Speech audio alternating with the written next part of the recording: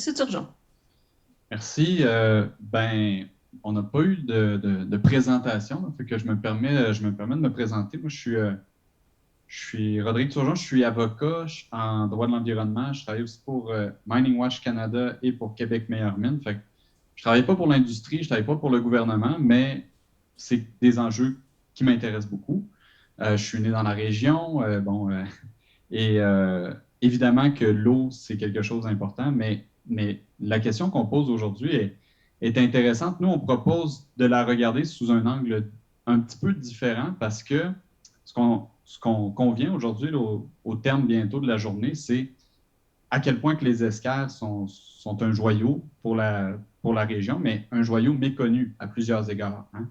Et ben, à un certain moment donné, dans le régime actuel le régime minier, comment que l'État gère ces ressources-là, le, le, le mode d'acquisition des différents titres miniers ne tient pas en compte dès le début de toutes ces variables-là, de tous les impacts et de toute la susceptibilité qu'on doit encore acquérir là, à ce stade-ci, à la fin de la journée, puis après des décennies d'efforts par la CESAP. Alors, ce midi, là, on a distribué sur vos tables un peu là, notre démarche, puis on aura l'occasion de revenir à la deuxième, dans la deuxième question, mais ce qu'on propose, nous, d'un petit peu ambitieux, puis avec une vision nouvelle, c'est de dire, ben, écoutez, selon nos chiffres, il y a plus de 5000 claims des titres miniers là, sur les escarres dans la région ici en Abitibi. Alors, devant le manque de connaissances, mais devant aussi l'importance que représentent ces escarres-là, et pas juste au niveau hydrogéologique, là, c'est beaucoup de ce qu'on parle aujourd'hui des escarres aquifères, mais toute la question de la biodiversité qu'on a discuté ce matin, mais qui a encore tout un champ de recherche à établir. Nous, ce qu'on a demandé hier matin au ministre des Ressources naturelles, c'est d'utiliser les pouvoirs dont il dispose en vertu des articles 82 et 304 de la loi sur les mines pour retirer les claims sur les escarres dans la région. On avance un chiffre, on a nos données, on est prêt à les partager avec le ministre, 5000 claims, de les retirer et pour l'autre 40 des escarres qui n'est pas encore claimé, de les protéger immédiatement. Et là, et ça ouvre la voie à plusieurs choses extraordinaires comme l'atteinte de nos objectifs ou en tout cas marcher dans la voie de nos objectifs en matière d'air protégé, notamment. Parce qu'on sait que c'est des réserves, pour certaines, pour plusieurs, de biodiversité très intéressantes. Ça, c'est un argument qui va dans ce sens-là, mais aussi, c'est un peu après ça de renverser le fardeau, de le décharger des épaules de la CESAP et des experts de l'UQAT pour que les compagnies qui souhaitent exploiter dans ces milieux sensibles-là fassent les travaux, mais n'aient pas les autorisations aussi facilement accessibles que c'est le cas présentement, avec quelques dizaines de dollars sur Internet, click and claim. Ce régime-là nous met beaucoup de bâtons dans les roues quand on cherche à préserver des joyaux. Alors, c'est pas la Lune qu'on demande, mais pour la région de l'Abitibi-Témiscamingue, ça représente 4 du territoire. On en a parlé plus tôt. Donc, voilà. Mais je vous invite à regarder plus attentivement ce qu'on vous a présenté. Mais ça, c'est un petit peu notre approche de voir ça sous un autre angle. Ça part d'une volonté politique, évidemment. Cependant, les pouvoirs existent. C'est possible. Pour répondre plus directement aux questions, là, parce que juste quelques points rapides. Quand on parle, puis ça, c'est un angle qu'on comprend très bien de dire qu'il faut penser aux préleveurs d'eau avoisinants. Mais ça, c'est quand même dans une vision très actuelle. Ce n'est pas très porté vers les générations futures où nos enfants, nos petits-enfants voudront bien occuper le territoire. Si, dans le fond, ce qu'on fait en ce moment, c'est de protéger les infrastructures, les infrastructures anthropiques déjà existantes, ben, ça va rabattre, pardonnez-moi l'expression, ça va rabattre les éventuels exploitants vers les zones qui ne sont pas encore perturbées. Alors ça, ce réflexe-là de toujours vouloir protéger qu'est-ce qui est déjà impacté, c'est ce qu'on appelle à dire, ben oui, il y a les aquifères utilisés en ce moment, mais on est dans un contexte mondial de pénurie d'eau potable, puis peut-être qu'on peut avoir un rôle à jouer à ce niveau-là. Voilà, je me limite à ça, parce qu'on va y revenir plus tard, mais voilà. Justement, Olivier, Rodrigue nous a amené à la deuxième question. Est-ce que tu aimerais ajouter quelque chose avant que je passe à cette deuxième ou par rapport à la première question? Je pense que je préfère, oui, qu'on maximise le temps sur la deuxième question. Parce que nous autres, notre position est à l'écran. J'ai eu 15 minutes pour la mettre. Là. Très intéressant. Fait que non, je préfère garder le temps, le mettre en réserve pour la deuxième. Merci. Alors, justement, depuis 2013, le ministère de l'Énergie et des Ressources naturelles a le pouvoir discrétionnaire de soustraire les escars présentant un potentiel en eau potable à l'activité minière pour motif d'intérêt public. À l'exception des segments d'escars servant déjà de source d'approvisionnement à des prises d'eau desservant plus de 20 personnes, quels autres motifs d'intérêt public justifieraient, selon vous, la soustraction de segments d'escars à l'activité minière? Et là, je commence par toi, Rodrigue. Je peux peut-être commencer justement parce que c'est un peu dans la foulée de ce que vous avez sous la patte. C'est directement relié à ça. En vrai, pour être vraiment honnête, notre démarche qu'on a fait, la lettre qu'on a envoyée au ministre, ben, c'était une action à laquelle on réfléchissait depuis longtemps, les groupes signataires. Mais quand on a été invité là, ici au forum, on s'est dit ben, concrètement quelle contribution on pourrait avoir avant de se présenter sur la scène. Bon, la question était est-ce que vous savez s'il y a déjà des demandes qui ont été faites à cet égard-là? On s'est dit on va la faire officiellement. Fait que, voilà qui est fait. On vous annonce que la demande a été faite. Peut-être que ça vient de résumer tout le second volet pour tout à l'heure, mais les raisons qui motivent finalement cette invitation-là au ministre de soustraire les activités minières sur les escars.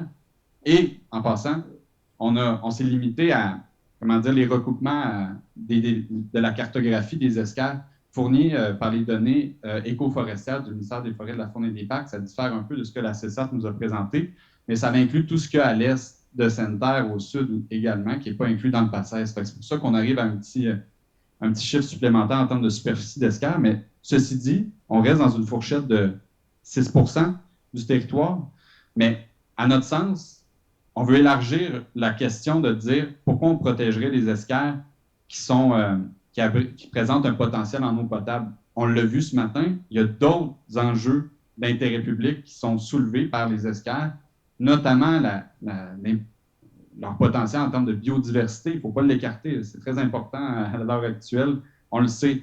Mais ça, c'est prévu dans la loi à l'article 304 au alinéa 1, paragraphe 5.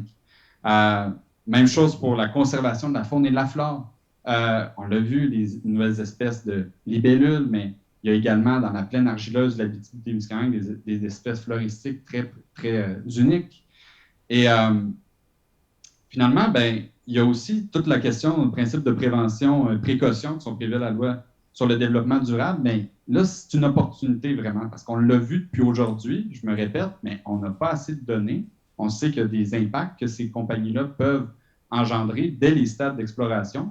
Alors, allons-y sous cet angle-là de soustraire les activités et ça l'ouvre surtout ça l'ouvre le terrain pour la création d'aires protégées.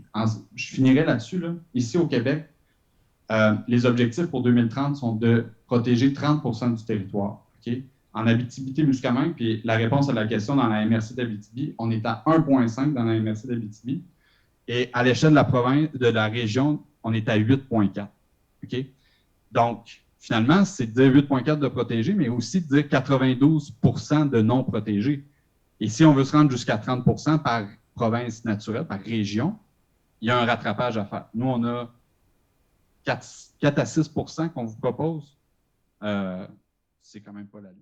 Moi, quand je regarde la carte, justement, des claims des titres miniers actifs ce mois-ci, on constate quand même que il y a 22 du territoire qui est sous emprise de ces titres miniers-là. Et il y a quelques années de ça, en 2018, il y en avait moins. Puis avec la montée du prix des métaux, il y a un important intérêt envers la région ici. Et ça, ben, on est dans une journée, on parle de la protection des escars, mais il faut le nommer, c'est quelque chose qui nous limite parce que oui, je suis sensible à la difficulté que vous pouvez obtenir vos autorisations. Cependant, une fois que vous les avez, c'est assez difficile pour des gens du milieu ici de faire sentir, notre volonté à préserver certains de ces espaces-là.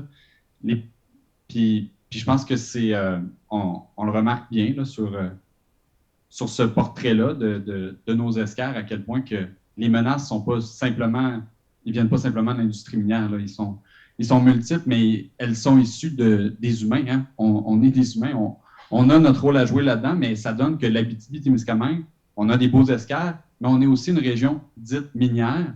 Alors là, il faut trouver une voie de sortie pour protéger ces escars-là au-devant de l'or, qui représente dans l'exploration minière, corrigez-moi, là, à peu près 72% des titres de claim là, sont dédiés à l'or dans la région. C'est pas pour la transition énergétique. Là. Et je pense qu'on fait face à des défis qui sont beaucoup plus grands que juste la création de richesses et la création d'emplois. Puis ça, c'est ce qu'on propose, en fait, de retirer les claims sur les escars pour que on ait au moins cette épine-là dans la botte qui soit retirée. Une réflexion sur quand on veut créer une aire protégée, on a un processus qui est immensément long. Puis en bout de ligne arrive ce qui est arrivé en 2020. Le ministre des Forêts dit tout le processus de 10-15 ans qui a passé, c'est en Abitibi, que tout le monde a été consulté, que tout le monde a donné leur aval, toutes les concessions ont été faites, on l'enlève. Notre problème, c'est ça, c'est qu'en fin de compte, il y a un processus, quand tu veux exploiter une forêt, le ministre peut décréter on exploite la forêt dans l'espace de quelques mois. On veut ouvrir une mine, il y a un processus qui est d'un côté. Tu veux créer une aire protégée, la même chose. Je ne comprends pas qu'au Québec, encore aujourd'hui, en 2022, on ne fasse pas un portrait de tout ce qu'il y a sur le territoire, puis là, on décide ce qui doit être protégé. Là, on dit ça, ces parties-là, on les enlève à l'exploitation parce qu'il faut qu'ils soient protégés pour des questions de biodiversité, des questions de ressources, des questions de services écologiques. Et après, on passe à la deuxième étape, qu'est-ce qu'on peut exploiter dans les autres? Parce que notre problème est toujours la même chose, c'est qu'on fait tout de façon séparée. Un propriétaire arrive, veut décider d'implanter une porcherie, il s'en va dans un territoire et il dit « je veux implanter une porcherie ».